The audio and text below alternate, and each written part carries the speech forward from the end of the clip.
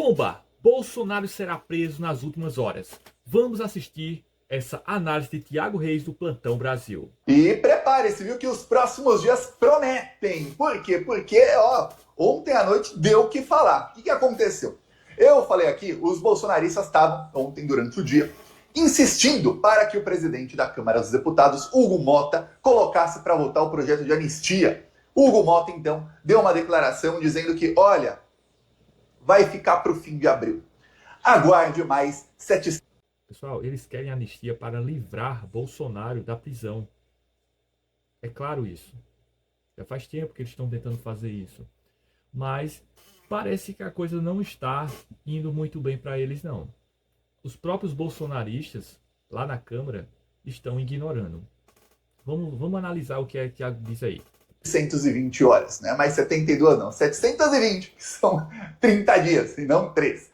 Pois bem, os bolsonaristas não gostaram, começaram a chiar, e eis que, no fim da tarde, enquanto eu estava gravando aqui o vídeo de ontem à noite, chega no Senado Federal, aliás, chegam, no plural, Alexandre de Moraes e Flávio Dino. Então, enquanto os bolsonaristas estavam ali em polvorosa, pressionando e pressionando e pressionando, lembremos que a sessão na Câmara dos Deputados começou às 6h30 da tarde, tá? Então, começa à tarde lá, o Congresso Nacional trabalha no fim da tarde e começo da noite. Não gostam ali de acordar muito cedo. Aí, o Alexandre chegou lá. Por que será, né? Mas o brasileiro tem que acordar cedinho, né? E o Flávio Dino, os bolsonaristas ficaram assim, eita caramba. Todo mundo aí entende. Na verdade, todo brasileiro trabalhador precisa acordar cedo para trabalhar. Mas eles não. Eles preferem sempre na parte da tarde, já pegando a noite. Percebe? Entendeu isso como uma mensagem silenciosa, do Alexandre, e o Flávio Dino foi com ele, que é, olha, não tentem anistia, porque agora quem está entrando em campo sou eu. Não vai ter isso aí, porque agora não é que vocês estão pedindo impunidade para quem está sendo investigado. Não é que vocês estão pedindo impunidade para quem foi indiciado, mas ainda está a Procuradoria-Geral da República, o Ministério Público, né, decidindo se tem provas ou não, se vai denunciar ou não. Não. Não é alguém que foi denunciado, é alguém que já foi tornado réu. Alguém, no caso. Outra coisa, ele é culpado. Pessoas que apoiam golpe é culpado. Pior, ele é mandante. Então, 8 pessoas. Fora os outros aí, que tem muitos aí, centenas condenados e vários que são réus. Mas os chefões aí são réus. E todo mundo sabe que a anistia que eles pedem não é para terrorista Débora. Não. Exatamente. É para a lá do batom. É para o Bolsonaro que eles querem anistia e para eles mesmos. Exatamente. Então o Alexandre foi lá. O motivo do Alexandre ter ido no Congresso Nacional foi o lançamento do livro do Rodrigo Pacheco, ex-presidente do Senado. O Alexandre foi lá, Flávio Dino também, não falaram nada aí sobre golpismo, e segundo aí matéria na imprensa, um dos ministros, não disseram qual, teve uma fala aí que fez o bolsonarismo ficar em pânico. Observem essa análise dessa jornalista. Também, olha, preste atenção, foi uma fala de um ministro.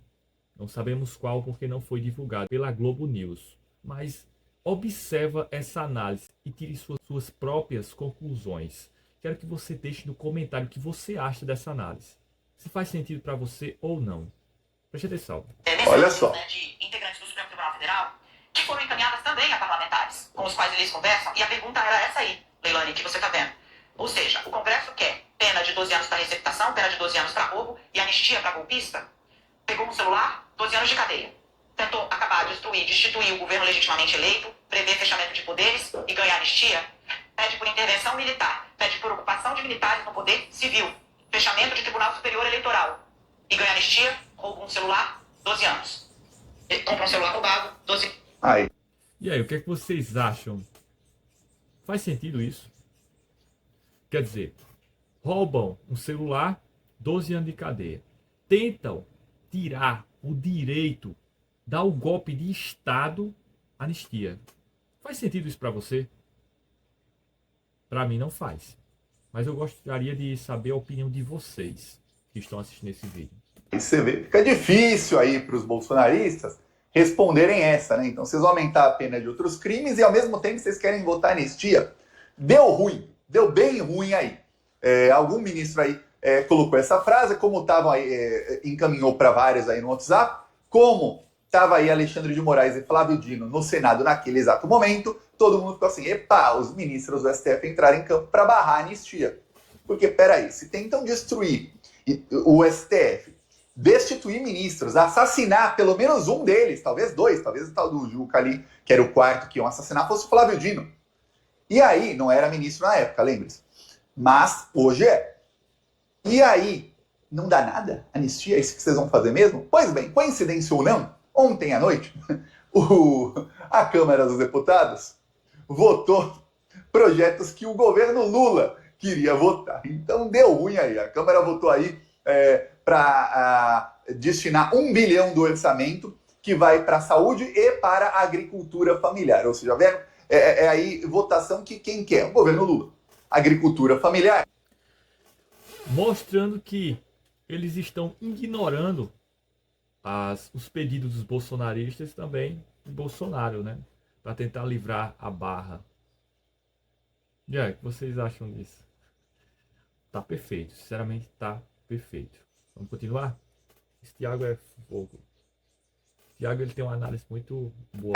Não são os bilionários bolsonaristas do agro. A agricultura familiar é o pequeno agricultor, que é quem realmente alimenta o Brasil. E muitos deles são do MST ou ligados ao MST. E a gigantesca maioria deles são de esquerda. Então, esses aí que vão ter mais aí 1 bilhão de verba, de crédito e tudo mais. E foi parte da verba para a saúde. Então você vê que o Hugo Mota, em vez de pautar a anistia, ele pautou o que o Lula queria. Aí, o Senado passou aí a noite de ontem, logo depois do Alexandre e do Flávio Dino irem embora, votando retaliação ao Donald Trump. Porque o Trump, agora, faz poucos minutos, anunciou tarifas a todos os países do mundo. Isso eu vou comentar aí nos próximos vídeos, que isso não é sobre isso.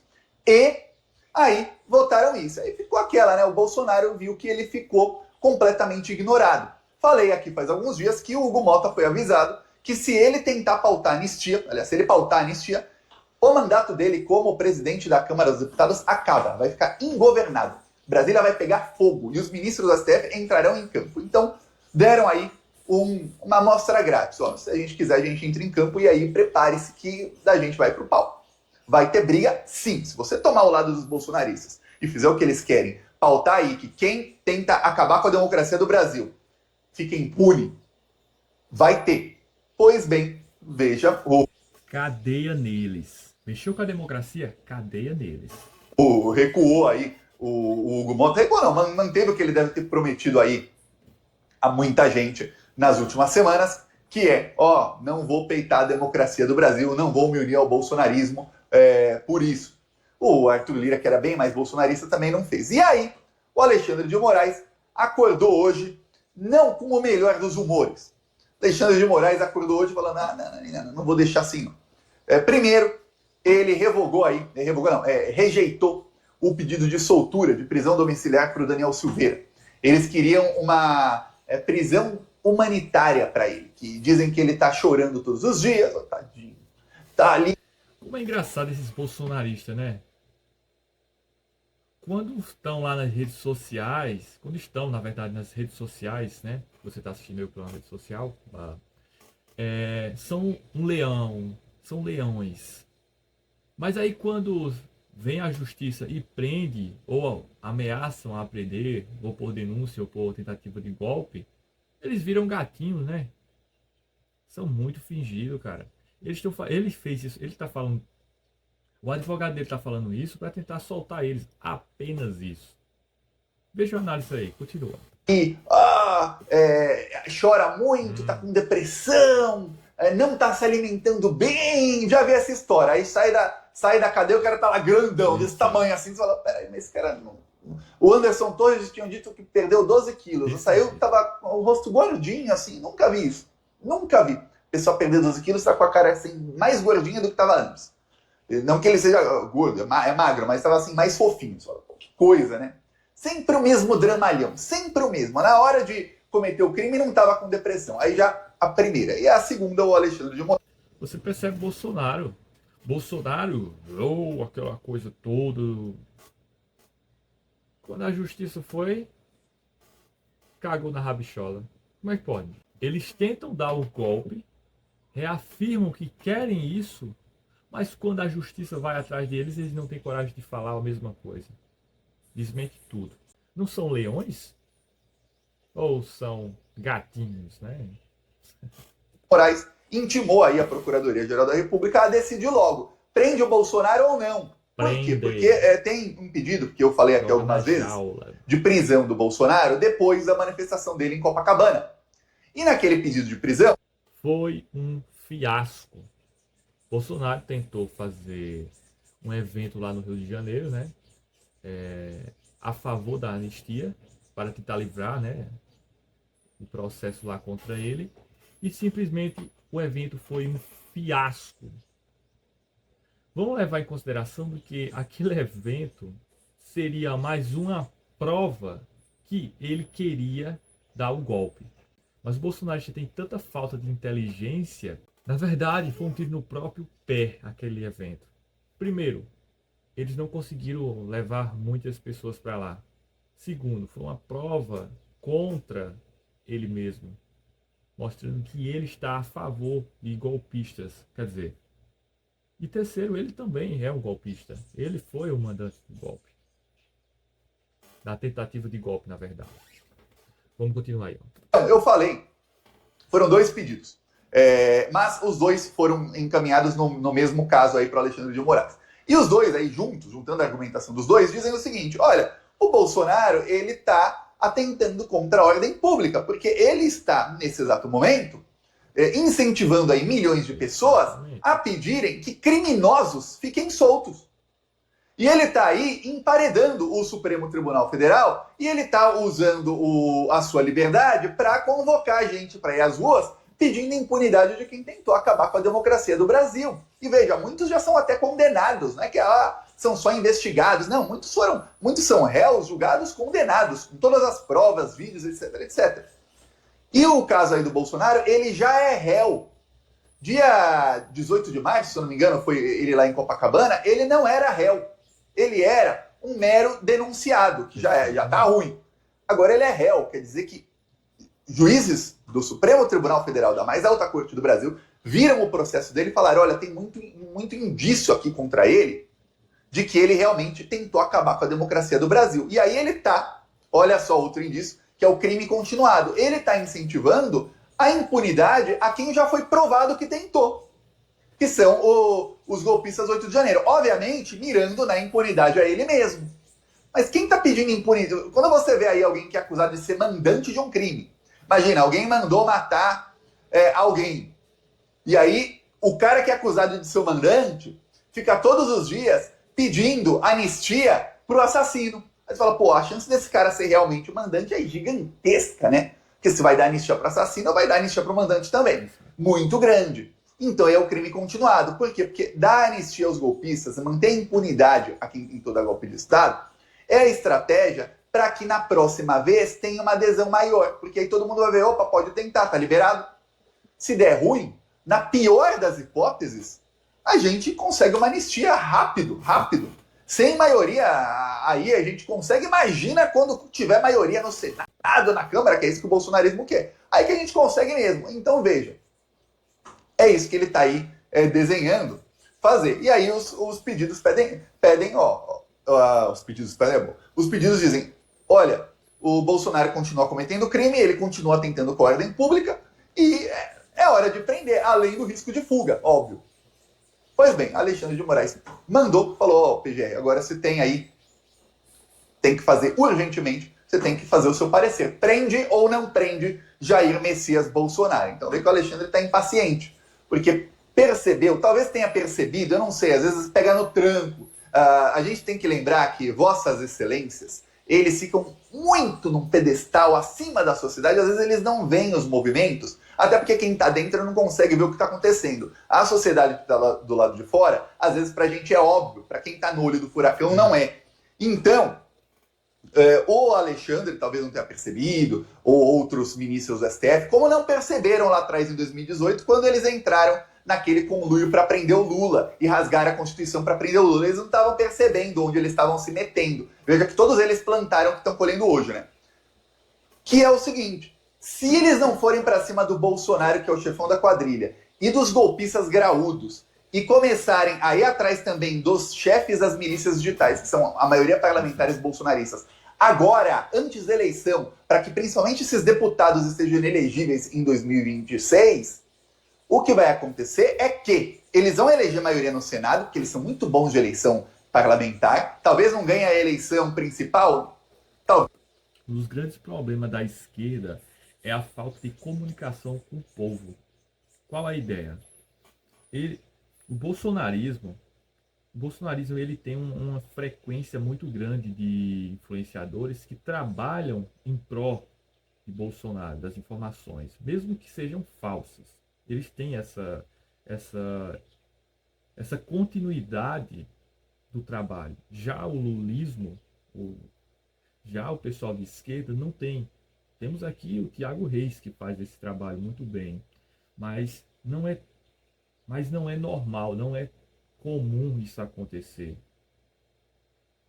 Então, infelizmente, isso só acontece, no caso do empenho mais nas redes sociais, durante a campanha. Durante a campanha, realmente, a esquerda consegue se movimentar bem, consegue ampliar sua comunicação com o público.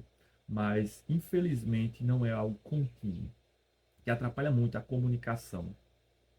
Vemos que até em questões de projetos e entregas de benefícios, a comunicação do governo ela não é tão boa como deveria ser.